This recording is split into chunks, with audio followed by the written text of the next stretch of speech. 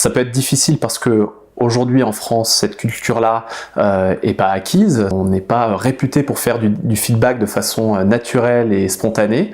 Et c'est d'autant plus difficile que quand on parle de culture, on touche à des habitudes, des comportements induits et donc des éléments qui vont évoluer tout doucement avec le temps. Donc il faut avoir aussi une posture humble par rapport à cette mise en place du feedback. C'est que ça va prendre du temps, mais on peut obtenir aussi des résultats assez rapidement. Le lien entre feedback et performance, c'est important parce que en réalité, c'est à travers le feedback qu'on va pouvoir développer la performance. Et ce, de façon la plus régulière possible. Des échanges réguliers entre le manager et le collaborateur sur à la fois l'expression de l'exigence, l'expression du soutien, l'expression parfois d'une alerte ou d'un besoin, vont permettre aux managers et aux collaborateurs de continuellement se recaler sur les attentes et puis aussi les succès de l'équipe. Donc c'est important de le faire et c'est vrai que à contrario, dans une équipe ou dans une relation manager-collaborateur où le feedback n'est pas une pratique induite, c'est vrai qu'on reste dans le flou et ce flou-là n'est pas propice au développement de la performance.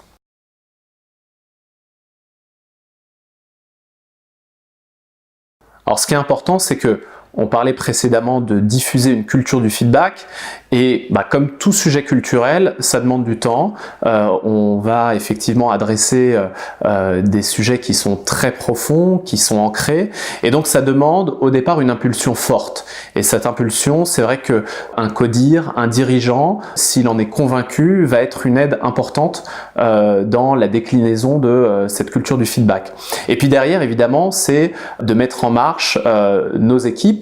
Nous, de notre côté, on l'a fait d'abord au travers de la communauté managériale qu'on a accompagnée, qu'on a formée, qu'on a réunie dans des instances où ils pouvaient partager autour de leurs peurs, de leurs craintes et puis aussi des clés de succès pour mettre en place ce feedback. Et puis derrière, on l'a aussi décliné auprès de nos collaborateurs parce qu'un feedback, ça va dans les deux sens. C'est pas uniquement du manager vers le collaborateur, mais c'est également savoir donner du feedback à son manager.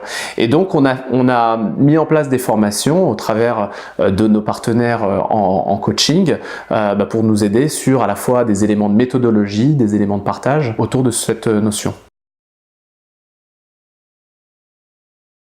Alors le coaching a été un vecteur absolument fondamental pour entrer dans cette démarche parce que il suffit pas de dire qu'on veut faire du feedback pour que d'un coup d'un seul on puisse véritablement le déployer. Et on a besoin de partenaires comme Talentis qui nous ont accompagnés durant cette phase et qui vont continuer à nous accompagner.